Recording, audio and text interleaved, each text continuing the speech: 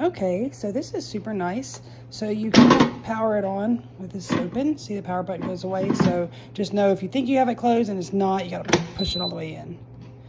This is super nice. So I'm going to preheat to 450.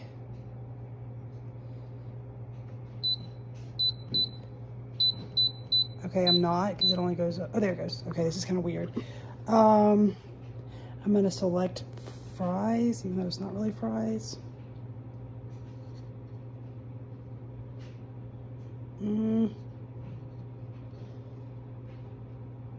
I'm just confused on what.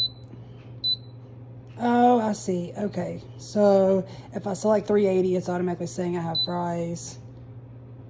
Okay, let's just go for it.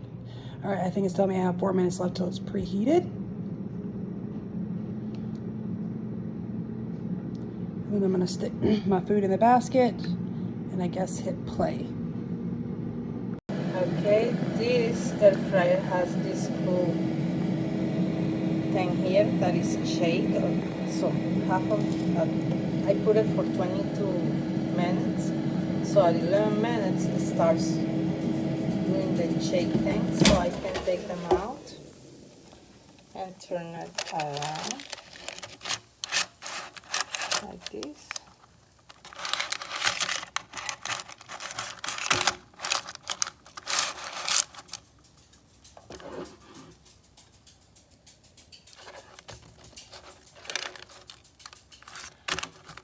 It comes with the settings on the fries for 380 degrees, but I always put it at 400, and they always ended up looking really good and toast, you know, and very toasty.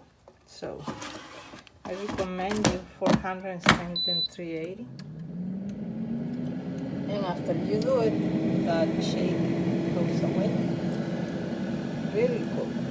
My other one didn't have that.